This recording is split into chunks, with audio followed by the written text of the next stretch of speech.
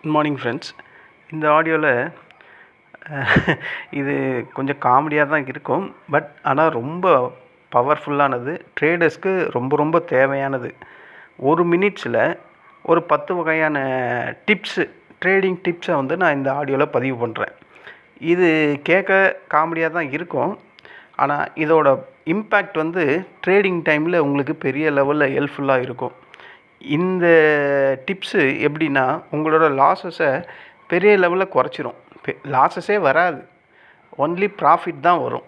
அந்த மாதிரி டிப்ஸு நீங்கள் இந்த 10 டிப்ஸையும் அப்படியே ஃபாலோ பண்ணிங்கன்னா கண்டிப்பாக நான் சொன்ன மாதிரி லாஸஸ் பெரிய லெவலில் வர்றதுக்கு வாய்ப்பே இல்லை. அது என்ன மாதிரியான பவர்ஃபுல்லான அந்த ட்ரேடிங் டிப்ஸு அப்படின்ற மாதிரி நான் சொல்கிறேன். இது பிகினர்ஸ்க்கும் சூட்டபுளாக இருக்கும், ரொம்ப ப்ரொஃபஷ்னல்ஸ் ட்ரேடர்ஸ்க்கும் இது சூட்டபுளாக இருக்கும். அதாவது 10 முக்கியமான ட்ரேடிங் டிப்ஸ் அப்படின்னா அதை நம்ம ஃபாலோ கண்டிப்பாக பண்ணணும். ஓகேங்களா?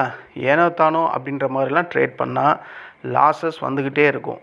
இந்த 10 ட்ரேடிங் டிப்ஸை அப்படியே இந்த மந்திரம் மாதிரி நம்ம மனசில் பதிய வச்சுக்கிட்டால் கண்டிப்பாக லாஸஸ் குறையும், ப்ராஃபிட் இன்க்ரீஸ் ஆகும்.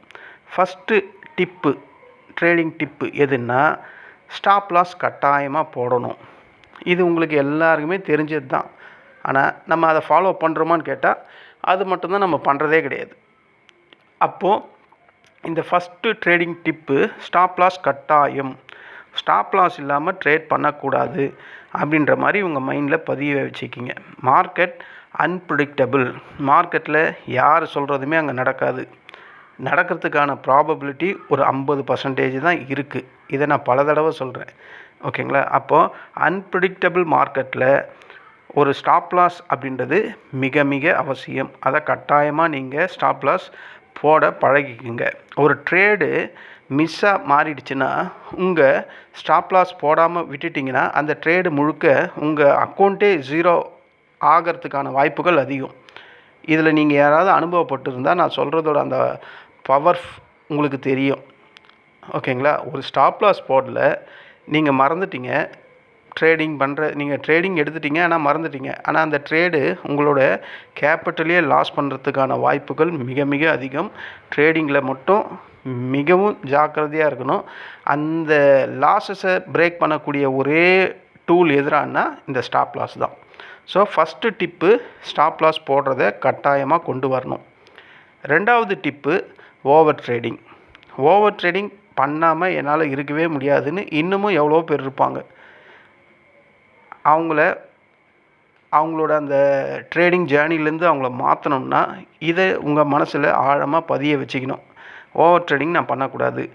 டெய்லியும் எக்கச்சக்கமான ட்ரேட் பண்ணுறது தான், பண்ணால் மட்டும்தான் நம்ம ஸ்மார்ட்டான ட்ரேடர் அப்படின்னு நீங்கள் நினைக்கிறது தப்பு. குவாலிட்டியான ட்ரேடு ஒரு நாளைக்கு 2-3 எடுத்தாவே அதுவே ஃபஸ்ட் கிளாஸான ட்ரேடு அப்படின்ற மாதிரி நினைக்கணும். அந்த மாதிரி குவாலிட்டியான ட்ரேடை எடுத்தால் அதுவே ஃபஸ்ட் கிளாஸான ப்ராஃபிட் ஜென்ரேட் பண்ணும் அப்படின்ற மாதிரி திங்கிங் உங்கள்கிட்ட வரணும். ஓகேங்களா? அப்போது ஓவர் ட்ரேடிங் அப்படின்றத நம்ம டோட்டலாக அங்கே அவாய்ட் பண்ணிடணும். இது செகண்ட் ட்ரேடிங் டிப்பு. 3வது ட்ரெண்டை ஃபாலோ பண்ணணும். இது இப்போ காலையில் இன்றைக்கி மார்க்கெட் ஒரு டவுனில் ஓப்பன் ஆச்சு. மார்க்கெட் அங்கேருந்து ஒரு 10:15 வரையும் கீழே தான் இருந்தது. அப்போ அந்த நேரத்தில் ட்ரெண்டை ஃபாலோ பண்ணி புட் சைடில் யாரெல்லாம் இருந்தாங்களோ அவங்கெல்லாம் பெரிய லெவல் ப்ராஃபிட் பண்ணியிருப்பாங்க. அப்போது மார்க்கெட்டில் ட்ரெண்டு தான் கிங்கு அப்படின்னு சொல்லுவாங்க. ஓகேங்களா? ஏன்னா ஒரு அப் ட்ரெண்டாக இருந்தால் மார்க்கெட்டில் கால் சைடில் நம்ம இருக்கணும். ஒரு டவுன் ட்ரெண்டாக இருந்தால் புட் சைடில் நம்ம இருக்கணும், ஆப்ஷன் பையர்ஸ். இதுதான் ட்ரெண்டை ஃபாலோ பண்ணுறது அப்படின்றத உங்கள் மனசில் ஆழமாக பதிய வச்சுக்கிங்க. இது 3வது டிப்ஸு. 4வது tip, risk management. Risk management எப்படின்னா, ஒரு ட்ரேடில் 2% தான் ரிஸ்க் எடுக்கணும். அதுக்கு மேலே போனால் அக்கௌண்ட்டு டோட்டலாக டேமேஜ் ஆகிடும். அந்த மைண்ட் செட்டு உங்களுக்குள்ளே கொண்டு வரணும். இந்த ரிஸ்க் மேனேஜ்மெண்ட்டு தான் ஒரு ஸ்டாப் லாஸ் எப்படி ஒரு பெரிய டூலாக உங்களோட கேபிட்டலை ப்ரொடெக்ட் பண்ணுமோ, அடுத்தது ரிஸ்க் மேனேஜ்மெண்ட்டு. அதுவும் ஒரே மெத்தடு தான். ஓகேங்களா? சில பேர் அவங்க அந்த ஃபினான்ஷியல் பேக்ரவுண்டுக்கு ஏற்ற மாதிரி இந்த ரிஸ்க் மேனேஜ்மெண்ட்டை மாற்றலாம். ஆனால் டிஃபால்ட்டாக உங்களோட கேபிட்டலில் 2% மட்டும்தான் யூஸ் பண்ணணும் ட்ரேடிங்க்கு. இது 4வது டிப்பு. 5வது tip emotional control. Emotional control நம்ம கண்டிப்பாக பண்ணியே தீரணும். ஃபியர், க்ரீட் அப்படின்னு சொல்லக்கூடிய இந்த 2 ட்ரேடருக்கு எப்போவுமே பிக்கெஸ்ட் எனிமி. ரொம்ப பீஸ்ஃபுல்லாக ரொம்ப காமாக ட்ரேட் பண்ணால் மட்டும்தான் மார்க்கெட்டில் நம்மளால் அந்த பொசிஷனில் ட்ரேடே பண்ண முடியும் உக்காந்து.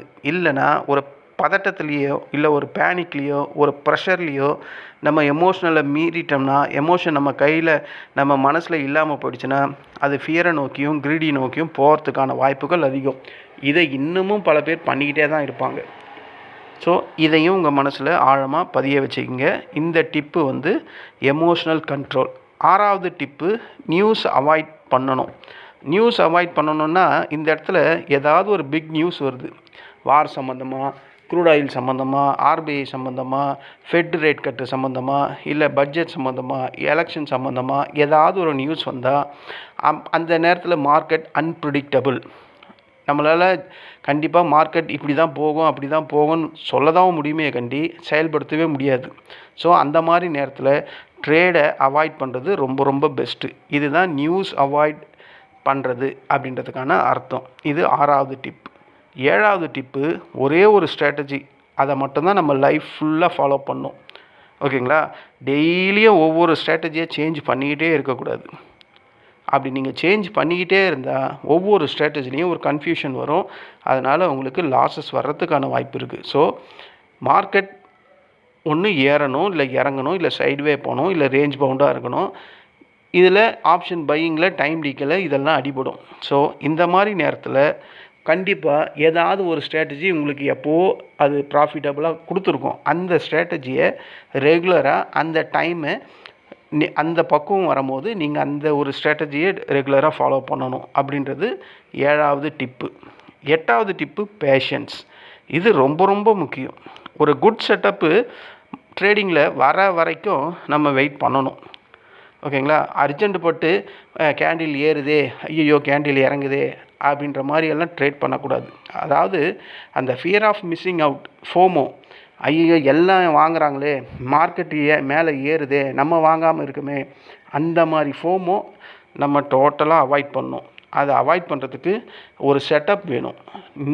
இந்த கண்டிஷனில் வந்தால் மட்டும்தான் நான் வாங்குவேன் அப்படின்ற மாதிரி ஒரு செட்டப் இருந்தால் மட்டும்தான், அந்த பொறுமை இருந்தால் மட்டும்தான் அந்த பொறுமையை நீங்கள் வளர்த்துக்கணும். இது 8வது டிப்பு. 9வது டிப்பு ஜேர்னல் மெயின்டைன் பண்ணணும். அதாவது ஜேர்னல்னால் உங்களை பற்றி நீங்களே இந்த நாளில் நான் என்ன ட்ரேடில் ப்ராஃபிட் பண்ணேன், என்ன ட்ரேடால் நான் லாஸ் பண்ணேன், ஏன் இந்த லாஸ் எனக்கு வந்தது, இது க்ரீடியில் வந்ததா, இல்லை ஃபியரில் வந்ததா, இல்லை எமோஷனில் வந்ததா, இல்லை என்னோடய ஓவர் ட்ரேடால் வந்ததா அப்படின்ற மாதிரி அதை எழுதி வைங்க. இந்த டிப்பு ரொம்ப பவர்ஃபுல்லான டிப்பு. இது மார்க்கெட்டு நடந்து முடிஞ்சு அதுக்கப்புறம் நீங்கள் ரீட் பண்ணும்போது அதோட பவர் உங்களுக்கு தெரியும். கடைசி டிப்பு டிசிப்ளின். இதுதான் ஃபஸ்ட்டில் சொல்லணும், ஆனால் நான் இதை தான் கடைசியில் சொல்கிறேன்.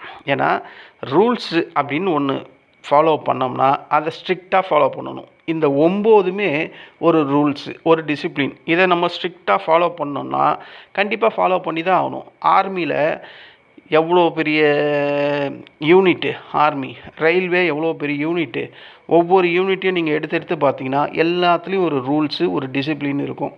அது மாதிரி ட்ரேடிங்லேயும் ரூல்ஸ் அண்ட் டிசிப்ளினை ஸ்ட்ரிக்டாக ஃபாலோ பண்ணணும். ஃபாலோ பண்ணிங்கன்னா கன்சிஸ்டண்ட்டாக ப்ராஃபிட் ஏர்ன் பண்ணுறதுக்கான வாய்ப்புகள் அதிகமாக இருக்குது. இந்த 10 டிப்பு உங்களோட லைஃப்பை நீங்கள் ட்ரேடிங்கில் மார்க்கெட்டில் இன்ட்ராடே டைமில் ட்ரேடிங் பண்ணுறவங்க அப்படின்னா இந்த 10 டிப்பை கண்டிப்பாக உங்கள் மனசில் ஆழமாக பதிய வச்சுக்கிட்டு இதை ஃபாலோ பண்ணுங்கள். கண்டிப்பாக உங்களுக்கான லாஸஸ் அங்கே குறையறதுக்கான வாய்ப்புகள் அதிகம், ப்ராஃபிட் வர்றதுக்கான வாய்ப்புகளும் அதிகம். ட்ரை பண்ணி தான் பாருங்களேன்.